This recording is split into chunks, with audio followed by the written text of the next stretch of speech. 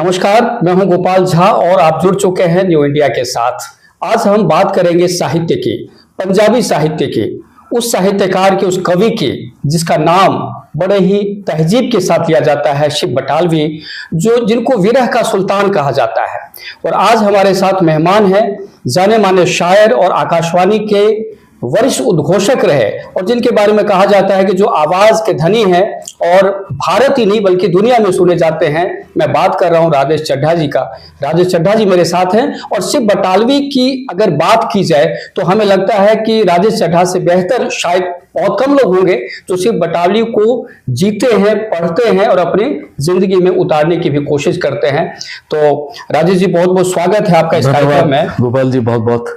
और आज हम शिव की बात करते हैं और जब हम शिव की बात करते हैं तो मुझे लगता है कि आपके तो अंदर वो समाये हुए हैं शिव बटालवी, क्योंकि मैंने सबसे पहली बार आपके मुंह से उनका नाम सुना था, उनकी रचनाओं को सुना और जब सुना तो मैं भी मुरीद हो गया था। तो मुझे लगता है कि आज बहुत अच्छा दिन है जब आपके हिसाब से हम उनको जानने की कोशिश करेंगे। सबसे पहले हम ये जानना चाहेंगे कि शिव बटालवी को आप किस तरह देखते हैं? शिव बटालवी के लिए सबसे अहम और महत्वपूर्ण बात अगर हम उनकी पहचान की करें गोपाल जी, तो एक ऐसे कवि के तौर पर जो समूचा कवि था, जो स्वभाव से कवि था और शिव की जो रचनाएं हैं उन पर हम इसके बाद में अगर आए, पहले हम उनके व्यक्तित्व पर बात करें।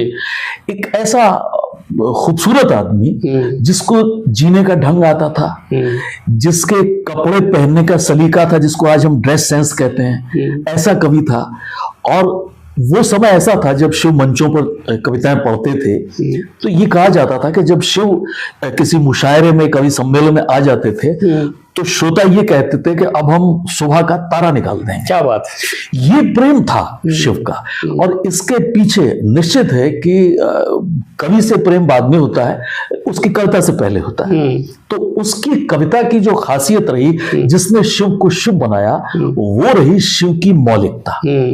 शिव की हर कविता में आपको ऐसे नए शब्द मिलेंगे, नए लफ्ज मिलेंगे। कभी भी किसी रचना में, किसी गीत में, किसी गजल में, कहीं भी उन्होंने शब्दों को दोहराया नहीं है, बल्कि नए शब्दों को, उनकी अपनी, एक कहा जाता ना कि कविता जो होती है वो भाषा का कारखाना होती है एक तरह से, क्योंकि कविता नए नए शब्दों को जन्म देती है और जो डिक्शनरी से इतर होते हैं बाद में फिर डिक्शनरियों में शामिल किए जाते हैं। वो पंजाबी लिटरेचर को लेकर के, पंजाबी साहित्य को लेकर के शिव ने जो वो शब्द दिए हैं, जो मौलिकता दी है, जो कविता को ऊंचाई दी है, वो शायद ही कोई दे पाएगा। मैं चाहूंगा कि आप कम से कम 2 लाइन जो है ना उनकी कविता जरूर सुनाएं। उनकी बहुत चर्चित उनका एक गीत है जिससे बड़ा फेम मिला उनको, और जब वो लिखा गया था तो उनके साथी मित्र थे मिस्टर गुरमुख, जो इस समय में भी जीवित हैं और किसी यूनिवर्सिटी से प्रोफेसर के तौर पर रिटायर्ड हैं। वो सबसे पहले उनके पास वो शिव जो थे वो अपनी जो जिसको कहते हैं कि पांडुलिपि भेजा करते थे, ये मैंने लिखा, और उन्होंने अगर यस कर दिया तो इसका मतलब कि वो बिल्कुल ठीक है। तो वो जो जिस पहली किताब का जिक्र, जिसका भी आपने कहा कि शिव को बिरहा का सुल्तान कहा जाता है, तो उसकी पहली, शिव की पहली किताब थी जो जिसको हम बिरहा द सुल्तान, उस किताब को लेकर के, और पीड़ा व परागा उनकी पहली पुस्तक थी, बिरहा द सुल्तान बाद में। तो पीड़ा व परागा जो पुस्तक थी उसमें ये गीत है कि पुछ दो हाल फकीरां दा, कि पुछ दो हाल फकीरां दा, साडा नदियों बिछड़े नीरां दा, साडा हज दी जूने आयां दा, साडा दिल जलिया दिलगीरां दा। अच्छा, तकदीर तो साडी सौंकण सी, तदबीरां साथों ना हुईयां। तकदीर तो साडी सौंकण सी, तदबीरां साथों ना हुईयां, असी हट गए जद इश्के दी, मुल कर बैठे तस्वीरां। क्या बात है, क्या बात। ऐसा कवि जो भाषा को लेकर के, मेरा ये मानना, मेरा और जो भी पंजाबी लिटरेचर को लेकर के जो विद्वता जिन लोगों के पास में है, उनका ये मानना है कि या तो पंजाबी साहित्य को वारिस शाह ने लफ्ज दिए थे, शब्द दिए थे, नई भाषा दी थी, नई उपमाएं दी थी, नए बिंब दिए थे, उसके बाद में अगर किसी व्यक्ति ने दिए हैं तो वो दूसरा शिव कुमार पटेल। क्या बात है, क्या बात है। आधुनिक पंजाबी साहित्य के भाई वीर सिंह को सिरमौर माना जाता है। भाई वीर सिंह की परंपरा की वो वाहक रहे शिव बटालवी, और जिसको कि हम आगे चल करके सुरजीत पात्र तक मान सकते हैं, जो पिछले दिनों उनका भी निधन हो गया, वो भी उसी परंपरा के थे। और सुरजीत पात्र ने भी शिव पर बहुत सारी बातें कही हैं, क्योंकि उनका हमारा सौभाग्य नहीं रहा कि हम उनसे मिल पाए, क्योंकि उनका 1936 में जन्म होता है और 1973 में उनका निधन हो जाता है 37 साल की उम्र में।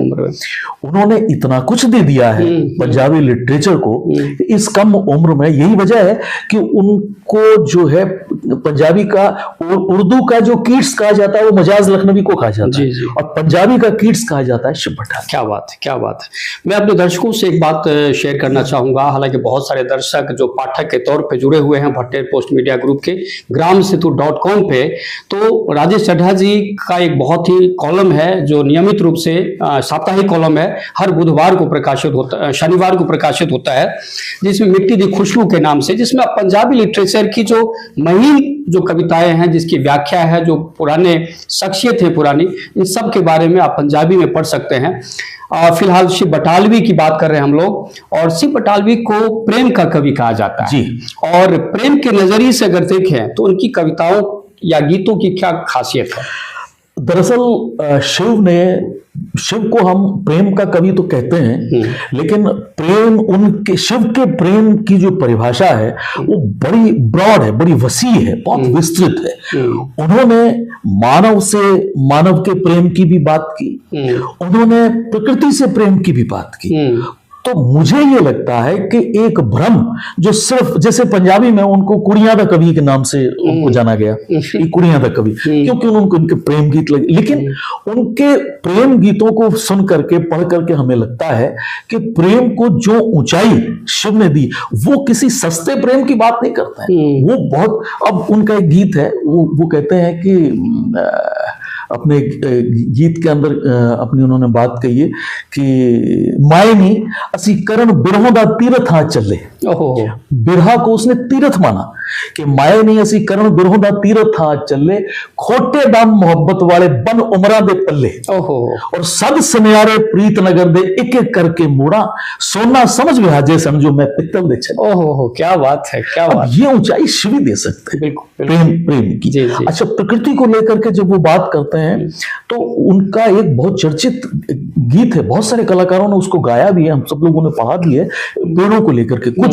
कुछ रुख मैनू मां लग देने, कुछ रुख मैनू मां लग देने, कुछ रुख लग दे तियां, कुछ रुख मेरे बाबे वर्गे पत्थर टावा टावा, ऐसा ये गीत पेड़ को लेकर के उन्होंने, वो पेड़ को देख करके हर रिश्ते को उन्होंने उसकी स्मृति के साथ समेटा है उस पेड़ को। यानी कुछ पेड़ मुझे भाई लगते हैं, कुछ मुझे दोस्त लगते हैं, कुछ मुझे माँ की तरह लगते हैं, अपनी बेबे की तरह लगते हैं, कि जैसे वो कौओं को चूरी को दे के और खिला रहे हैं, कुछ इस तरह के पेड़। यानी उस प्रवृत्ति को समझ पाना, वो ऑब्जर्वेशन कवि का, ये शिव के पास ही हो सकता है। शिव की भाषा की जहां तक बात होती है, उनकी कविताओं में ऐसे ऐसे शब्द हैं कि जो आज पंजाबी के जो प्रोफेसर हैं ना, वो भी जब शिव को पढ़ाते हैं या पढ़ते हैं तो एक दूसरे से राय मशवरा करते हैं कि जैसे इस शब्द के बारे में, इसका शब्द का अर्थ क्या है। मान लीजिए एक नदी है, एक गीत है उनका,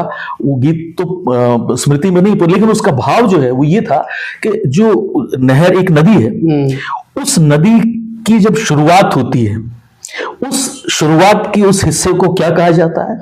नदी का पानी जहां ठहरा हुआ है उसको क्या कहा जाता है, और नदी का पानी जिस तरफ बह रहा है उस किनारे को क्या कहा जाता है। हम सिर्फ एक नदी में समेट देते हैं, लेकिन वो, अच्छा, एक कविता में वो ये कहते हैं, जो भाव उनका है कि वो कहते हैं कि जो जहां ये सब कुछ मेरे गीत को लेकर के, मेरे लफ्जों को लेकर के, मेरे विचारों को लेकर के, वो सब एक जगह पर जाकर के डूब गए हैं, और वहां डूबे हैं जहां की नदी सूख गई है।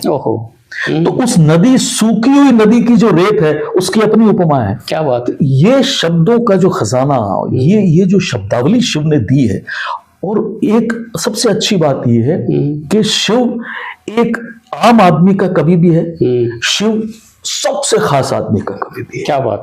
यानी उसने इंसान, अब उसकी एक घटना है कि एक अपने बटाला, क्योंकि जब पार्टीशन के बाद में आ गए बटाला में, तो बटाला के अंदर एक अपने मित्रों के साथ में, जिसमें बेपाराय और गुरमुख और ये सब साथी थे उनके साथ किसी कार्यक्रम के समापन के बाद, किसी कवि सम्मेलन के बाद जा रहे हैं, तो पीछे से एक व्यक्ति आता है और वो शिव को कस के पकड़ता है।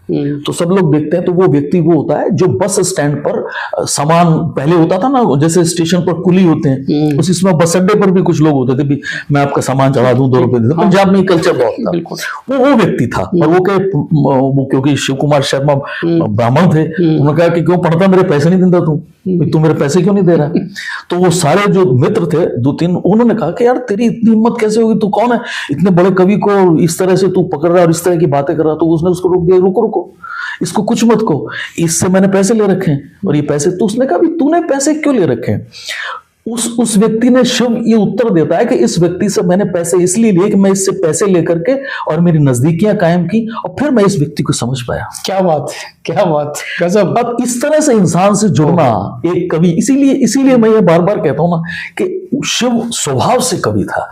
शिव कविता को एडॉप्ट नहीं किया, शिव ने किताबें पढ़ करके कविता को जीवित नहीं रखा। शिव ने अपने लहू से कविता को लिखा। शिव की जो पहली किताब थी, जिसको हम पीड़ा परागा जो किताब थी, वो पहले उनके एक मित्र के पास गई तो उसका नाम मन मंदिर था। अच्छा। तो उस मन मंदिर के जब गीतों को उन्होंने कहा कि यार ये नाम कुछ ठीक नहीं लग रहा मुझे, तो उसने वही प्रति जो थी वो पांडुलिपि अमृता प्रीतम को भेज दी और ये नाम अमृता प्रीतम और उनके जो मित्र थे उन्होंने ये पीड़ा परागा जो नाम थी, क्या बात, जिसमें वो पट्टी वाली है, चंबे दिए डाली है, पीड़ा परागा पंथ है। क्या बात, क्या बात, कमाल। आप देखिए शिव की कविता जो है वो आपके सिर के ऊपर से नहीं निकलती है। आप पंजाबी भाषी नहीं होते हुए भी शिव को एडमायर करते हैं, शिव को पसंद करते हैं और शिव को प्यार करते हैं। बिल्कुल। अच्छा, शिव को पसंद करने वाले लोग कम है, शिव को प्यार करने वाले लोग बहुत ज्यादा हैं। और कवि के लिए सबसे बड़ी बात होती है कि कवि से प्यार किया जाए, जिसको फिर बाद में जन कवि हो जाता है। क्यों नीरज से लोग प्रेम करते हैं, क्यों हरीश भादानी से लोग प्रेम करते हैं, क्यों मोहम्मद सद्दीक से लोग प्रेम करते हैं? क्योंकि वो जन कवि हुए और उनकी भाषा जो थी, आप देख लीजिए, उनकी भाषा आम आदमी के बीच से निकली हुई भाषा थी और कोई उसमें दर्शन नहीं था, लेकिन सटीक बात थी, सीधी बात थी। तो उसके साथ भी, शिव के साथ भी यही रहा, प्रेम को लेकर के। अब जब वो व्यक्ति अपने गीत के बारे के असा तो जोबन रुत्ते मरना तुम जाना से परे पर आए, मतलब वो खुद युवावस्था में अपनी मृत्यु की कल्पना करते हुए अपना मृत्यु गीत लिखता है कि ऐसा तो जोबन रुत्ते मरना तुर जाना आसा परे पर आए और हिजर तेरे दी कर परिक्रमा तुर जाना आसा परे। क्या बात। ऐसा कवि जो सदियों में होता है, सदियों में। मैं दर्द की बात कर रहा था अभी। शिव बटालवी की रचनाओं में, जैसा पहले भी बात हुई, कि बेइंतहा दर्द नजर आता है और शायद इसीलिए उन्हें विरह का सुल्तान भी कहा गया। आपने बहुत सारी बातें बताई, मैं जानना चाहूंगा 2-3 लाइन और कुछ इस तरह से जो दर्द में डूबा हुआ जो उनका है सारा। जी। शिव के साथ में दरअसल क्या था कि उसका जीवन कोई इस तरह का जीवन नहीं था कि बहुत आर्थिक रूप से कोई बड़ा संकट में हो या कहीं कुछ नहीं रहा। उन्होंने वो पहले पटवारी भी रहे और यहाँ तक कि जब वो पटवारी, क्योंकि उनके पिता ने उनको लगवा दिया था, और जब वो पटवारी रहे तो 2-3 महीने तक अपनी नौकरी पे नहीं गए, और नौकरी पे नहीं गए तो उधर जो तहसीलदार था उसने उसका सस्पेंशन लेटर लिख दिया, क्योंकि जो माल खाने के 600 रुपए थे वो भी शिव लेकर के रवाना हो गए थे। वो 600 रुपए उनके मित्रों ने अपनी तनख्वाहों से, उस समय में बहुत बड़ी रकम हुआ करती थी, किसी के पास 300 थे, किसी के पास 200 थे। उनके वो मित्र 1-2 तो पंजाब साहित्य अकेडमी के अध्यक्ष होकर के बाद में सेवानिवृत्त हुए, उन्होंने वो पैसे चुकाए। फिर वो बैंक में जब नौकरी करने लग गए, उनके साथ तब भी ऐसा ही था।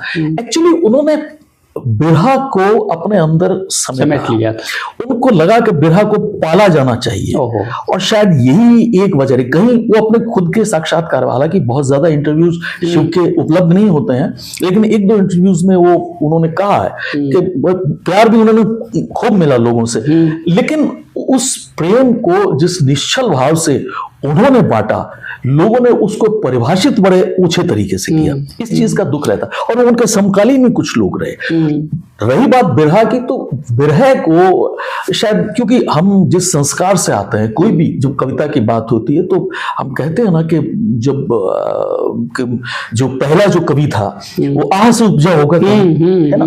तो आप ये तो मान के चलिए कि सनातन है कि बिल्कुल आप इसके पीछे बिरह तो आपके साथ चलता ही चलता है।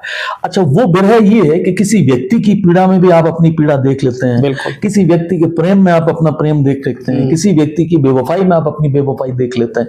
तो जब आप अपने दुख को बड़ा करके समाज जितना दुख बना लेते हैं, कविता तो वहीं से निकलती है। सिर्फ मेरे ही दुख की कविता अगर निकलेगी तो वो मेरा प्रलाप हो सकता है, वो कविता नहीं हो सकती। शिव ने उस बिरहा को, उस दर्द को समेटा अपने भीतर, और फिर वो कहा जाता है कि शिव ने दर्द की शाही में कलम डुबो करके और अपना काम किया। उनके एक मित्र हैं बलवंत गार्गी, जो उन्होंने किसी अखबार के अंदर एक कॉलम भी शुरू किया था, शिव के बारे में लिखते थे। तो शिव के साथ वो बताते हैं, उनकी एक पुस्तक भी आई बाद में, उसमें भी उन्होंने लिखा है, उसी की कलेक्शंस को उन्होंने एक पुस्तक में हसीन चेहरे ऐसा कुछ करके एक किताब में संकलित किया है।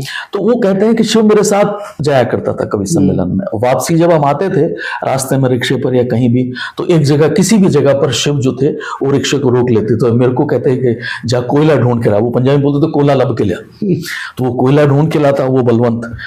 वो उसके बाद में किसी दीवार पर कहीं भी जो जगह लिखती वहां कुछ लिख देते, घर आ जाते। अगले दिन सुबह फिर बलवंत को उठाते कि जाओ वो उतार के लगा कागज। क्या बात है, गजब। तो इसीलिए कहा कि वो स्वभाव से कवि था।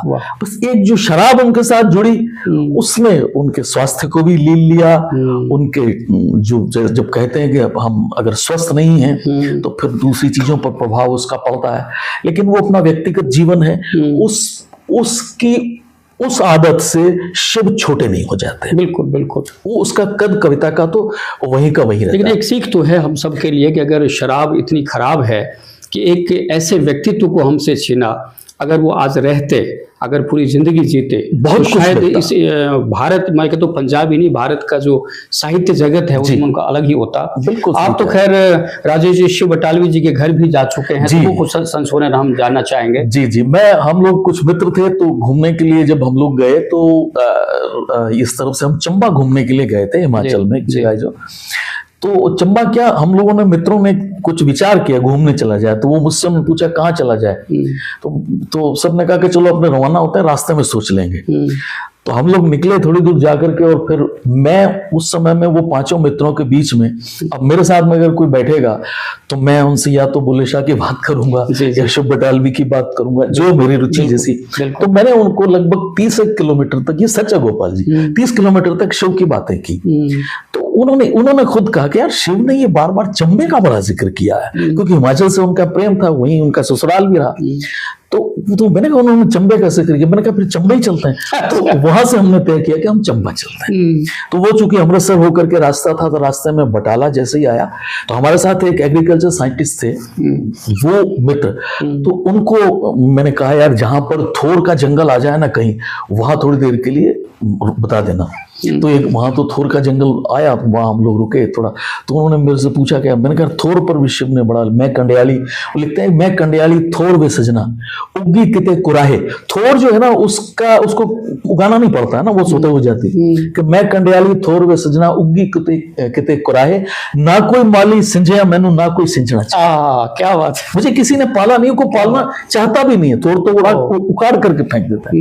तो कुछ देर उस पर वहां देखते रहे, फिर मैंने उनको कहा, मैंने कहा यार बटाला यहाँ से इतनी दूर, अपने घर चलता है शिव। तो फिर हम लोग शिव के घर गए।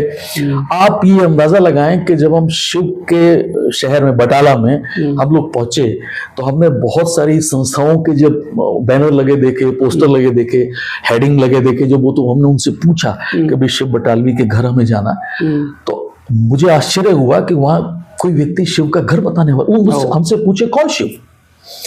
तो एक ना ऑडियो कैसेट्स उस समय में चला करते थे, चूंकि ये बात है लगभग आज से 30 साल पुरानी बात हो गई जी। तो मैं उस ऑडियो कैसेट्स की दुकान पर, क्योंकि शिव के गीतों की ऑडियो कैसेट्स तब तक 2-3 आ चुकी थी, तो उनसे मैंने पूछा तो वो भी बड़े मुश्किल में आ गए। तो एक लड़का था, वो उस दुकान पर कुछ लेने के लिए आया, तो उसने पूछा कि किसका घर पूछ रहे हैं। तो मैंने उससे कहा, मैंने कहा भाई शिव बटालवी का घर। अच्छा आप कहाँ से? मैंने बताया राजस्थान से हम लोग। तो उन्होंने कहा कि चलिए मैं बताता हूँ। तो उसने पूछा दुकानदार ने कि भाई कौन किस शिव की बात कर रहा। तो उसने कहा कि वो पढ़ता था मुंडा सी ना चढ़ा, जो शराब पी के पिया रहता सी।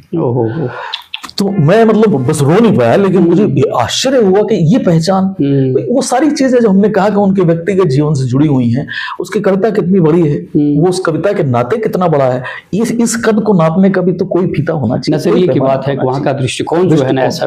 लेकिन वो यंग लड़का बिल्कुल वो पत्रकार था, उसने हमें बताया, उसने अपना स्कूटर आगे किया और फिर हमने अपनी गाड़ी उसके पीछे की और हम लोग शिव के घर पर पहुंचे। वही पुश्तैनी जो उनका घर था, तो उसमें उनकी भाभी थी, उन्होंने दरवाजा खोला और हम अंदर गए। तो मुझे उनसे थोड़ा लगा कि जैसे बहुत किसी बड़े हादसे से निकली, इस तरह से वो बड़ी दुखी थी। तो मैंने उनसे पूछा, मैंने कहा आप इस तरह से दुखी, तो जो शिव के सबसे बड़े भाई थे उनकी पत्नी थी। तो उन्होंने कहा कि भी मेरे पति की, यानी शिव के बड़े भाई की अभी 1 महीने पहले ही निधन हुआ उनका। तब हम लोग खैर बैठ गए, बैठ करके और फिर मैंने पूरा उनके घर को, मैंने कहा शिव कहाँ रहते थे, क्या करते थे, तो वो सारी बातें उनसे हमने की। तो उनके ऊपर के कमरे थे, नीचे से पुराने समय में जैसे होता था 3 कमरे ऊपर है, एक छोटी सी मुंडेर बन जाती थी वहां से झांक करके। तो मैं उनके कमरे में गया बकायदा, और उस समय में वो ब्लैक एंड व्हाइट कैमरे हुआ करते थे, तब ये मोबाइल तो खैर बहुत दूर की बात है। उससे कुछ फोटोग्राफ्स भी खींचे, वो पता नहीं कहाँ चले गए। लेकिन फिर मैंने उनसे सारी बातें की। किस कमरे के अंदर एक घटना थी वहां उन्होंने कि एक शिव जो थे वो जो लिखते थे तो अपना दरवाजा बंद कर लेते थे, किसी को अंदर नहीं आने देते थे। तो उनकी भाभी ने बताया। तो मैंने कहा मैंने वो किस्सा पढ़ा है कि जब बलराज साहनी आए थे तो उन्होंने बताया ये वही कमरा है। इस कमरे में हमने, बलराज साहनी उनके बड़े प्रिय मित्र थे, अच्छा, शिव बटालवी। तो वो उनके घर आए तो उन्होंने बताया कि शिव तो उस कमरे में है और वो 2 दिन हो गए उसने खाना भी नहीं खाया। तो उसने कहा कि मैं लेके आता हूँ उसको। तो वो सीढ़ियां चढ़ के उस कमरे में, मैं भी उस कमरे में गई जाकर, तो बोले इस कमरे में वो आए, लेकिन वो शिव ने उनको बातों में लगा करके और उनको उस कमरे में बाहर से बंद किया, खुद दूसरे कमरे में चला। क्या बात, ऐसे देखती थे। तो वो सारी चीजें वो मैंने देखी। फिर मेरा मन था, मैंने उनसे पहले अनुमति ली, मैंने कहा मैं भी अगर आपको भाभी कह दूं, तो बाकायदा मैंने रेडियो के लिए साक्षात्कार किया उनका 20 मिनट का। तो मैंने उनको पूछा, मैंने कहा मैं आपको अगर भाभी बोलने करनी है मुझे अच्छा लगे। तो फिर मैंने, वो बोली आप बैठो, मैं चाय बना के लाती हूँ आपके लिए। मैंने कहा कोई नहीं बनाएगा, आप सब बैठो। मैंने कहा शिव कभी चाय वाय बनाते थे?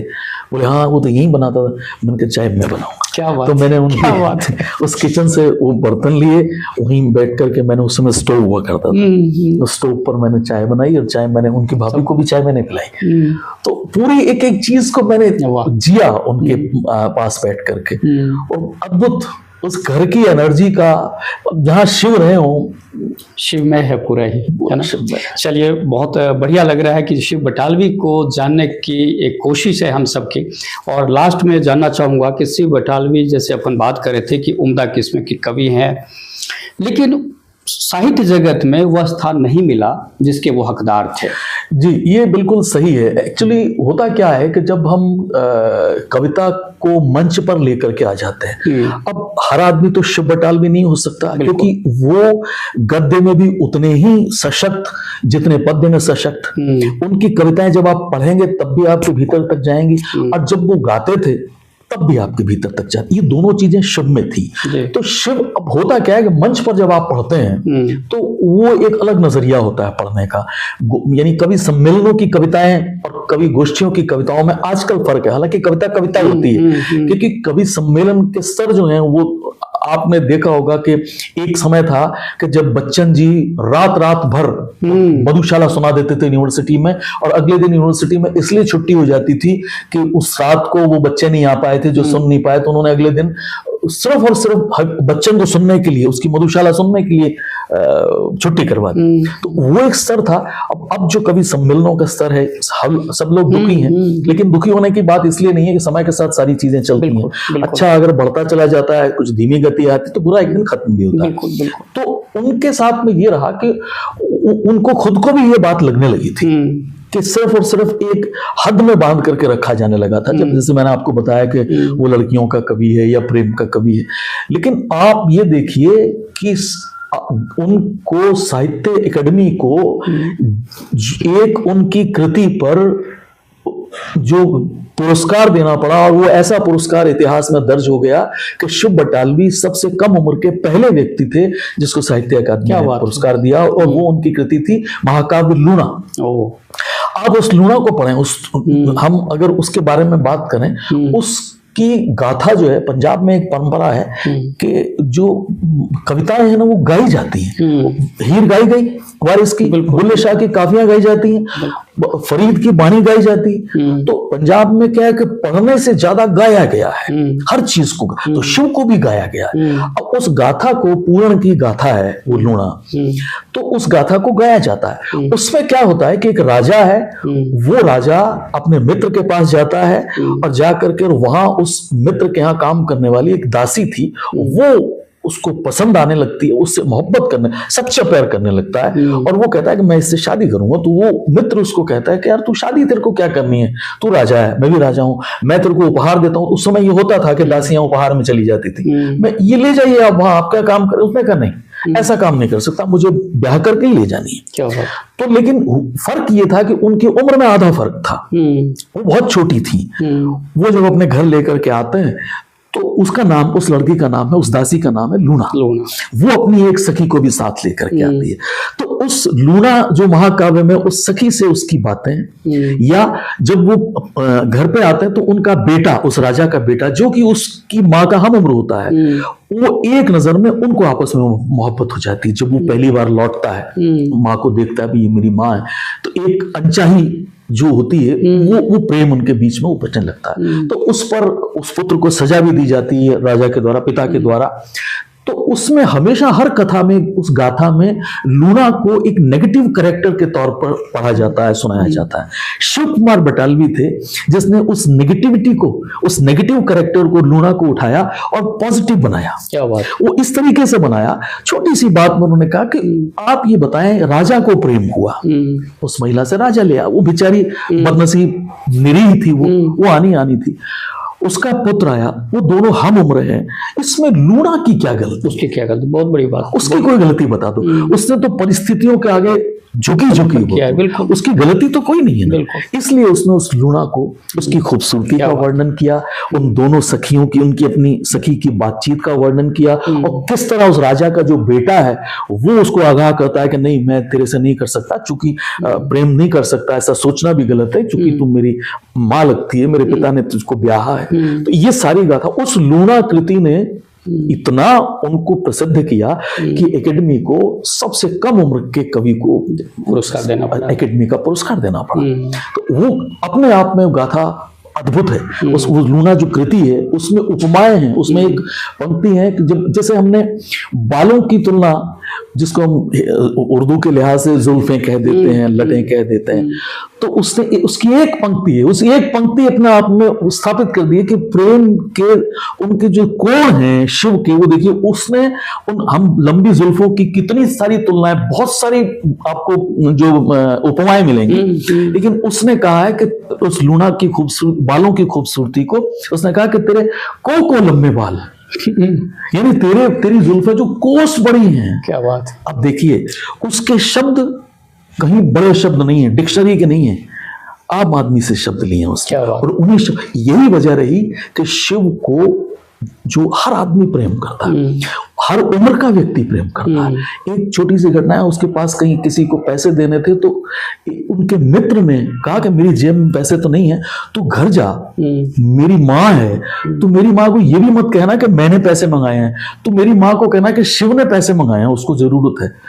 अब देखिए कि शिव, उसकी माँ भी शिव की भक्त। क्या बात है। कोई उम्र नहीं है उसके आगे। जब कोई उम्र नहीं है, जब बच्चे भी उसको प्रेम कर रहे हैं, जब उसको युवा भी प्रेम कर रहे हैं, जब उसको बड़े भी प्रेम कर रहे हैं, तो फिर वो प्रेम का कवि है, वो लड़कियों का कवि नहीं है। उसका प्रेम इतना ऊंचा नहीं, इतना छोटा नहीं है। उसने यूथ को लेकर के वो हमेशा सक्रिय रहा। अपने मित्रों के बीच में चर्चा भी जब वो करते थे शिव बटालवी, तो वो यूथ को लेकर के चिंतित होते थे, क्योंकि कल्चरल एक्टिविटीज अब तो बहुत कम होती है कॉलेजेस में, और शिव बटालवी तो बाकायदा कल्चरल एक्टिविटीज में एक्टिव रहते थे, खुद रहते थे। तो वो उस समय में युवाओं को लेकर के चिंतित होते थे कि इनको मनोरंजन कैसे दिया जाए। आप ये देखिए, शिव के बारे में कहा जाता है कि प्रेम का, जब जवाहरलाल नेहरू का निधन हुआ था, पंजाब के हर रेडियो स्टेशन पर शिव की जो कविता थी वो गाई जा रही थी। क्या बात। जो उसने लिखा था कि माँ का लाल चला गया, जो उस विरह को लेकर के बात उन्होंने कही, तो कमाल का, उसने शायद, उसका फर्क बहुत बड़ा है। शिव को जानने के लिए शिव की 7 किताबें, आटे दी चिड़िया, पीड़ा दा परागा, बिरहा दा सुल्तान, और इस तरह 8 उनकी किताबें हैं। और अब तो ये है कि वो सब पंजाबी में है, अब ये है कि हिंदी में भी शिव का समग्र उपलब्ध है। अच्छा। तो वो देवनागरी में है, ठीक है, पंजाबी में लिखा हुआ है, है। और देवनागरी में है, और कम से कम 25-30 पृष्ठ की, तो वहाँ डॉक्टर मनमोहन सिंह एक साहित्यकार हुआ, उन्होंने उसकी भूमिका लिखी 25-30 पृष्ठ में, और वो लगभग 400-500 पेज की वो किताब है, जिसमें शिव समग्र है। आप उसको जो पढ़ते हैं तो लगता है कि शिव ने खाली इस तरह की बातें नहीं, उन्होंने कमाल, एक गीत के, उस गीत के बोल हैं कि उसके कि अपने बेटी जो है वो पिता को क्या कि मतलब गरीब नहीं देखना चाहती, हमेशा रहता है ये, सही बात, कि मेरा पिता समर्थ होना चाहिए, क्योंकि आदर्श होता है, उसके आइडल होता है उसका फादर। तो वो बेटी के मुख से उसका गीत है कि मैनू ओ रुत लै दे मुल, मुझे मतलब वो ऋतु खरीद कर, मैनू ओ रुत लै दे मुल जब पैण कपाई फुल, कि जब कपास खिड़ती है ना, वो किसान को समृद्ध करने का सूचक है। तो वो उसके साथ वो कहती है कि मुझे तो अगर कोई चीज चाहिए बेशकीमती मेरे लिए है तो मुझे वो रुत चाहिए, क्योंकि उस रुत में मेरे पिता के चेहरे पर मुस्कान। बहुत बड़ी बात है, बहुत बड़ी बात। ये बात है कल्पना की जो है ना इस तरह की, ये तो बिल्कुल सीमाओं को पार करने वाली बात है, कहाँ तक सोचते हैं वो। ऑब्जर्वेशन तो अद्भुत रहा, उनका ऑब्जर्वेशन अद्भुत रहा, और सही मायनों में एक पंजाबी भाषा को जो समृद्ध किया है ना उन्होंने, शब्दों से और अलग अलग उपमाओं से, अलग अलग अर्थों से, भावों से, वो काम बहुत। चलिए, मैं चाहूंगा कि कोई तरन्नुम में कोई 2 लाइन अगर कोई याद है आपको। जी जी तो जी। क्योंकि शिव बटालवी को मैंने छोटा सा जैसे इंटरव्यू में सुना था, तो जैसा आपने कहा कि उनका जो व्यक्तित्व था, जो बाहरी व्यक्तित्व जिसको हम कहते हैं, जो उनका चेहरा था, और लगता है जैसे बिल्कुल किसी हीरो से कम नहीं, बहुत खूबसूरत, बिल्कुल। और जब वो बोलते थे तो लहजा उनका इतना गजब का था कि मैं समझता हूँ, जैसे मैं पंजाबी भाषी नहीं हूँ, लेकिन उनकी पंजाबी को मैंने एक एक शब्द को मैंने समझ लिया एक ही बार में। और जब उनका चेहरा और उनका भाव भंगिमा उनकी जब मैंने देखी, तो हर आदमी, जैसा आपने कहा कि शिव बटालवी से प्रेम करने लगता है, तो उनका जो एक जादुई जो व्यक्तित्व है, तो मैं चाहूंगा कि 2 लाइन कम से कम तरन्नुम में उनके जो है कविताएं, वो आप जरूर हमें सुनाएं। उनका एक गीत है जी, बहुत सारे कलाकारों ने, सब बहुत से फनकारों ने गाया उसको, तो उन्हीं में से किसी एक कंपोजिशन में रहा होगा शायद, कि गमादी रात लम्मी जा मेरे गीत लम्बे ने, यानी गम की रात लंबी है या मेरे गीत लम्बे हैं। क्या बात। गमादी रात लम्बी है जा मेरे गीत लम्बे ने, न पैड़ी रात मुक दिए न मेरे गीत मुक दे। क्या बात, क्या बात। इस सर किन्ने डूंगे ने किसी ने हाथ ना पाई।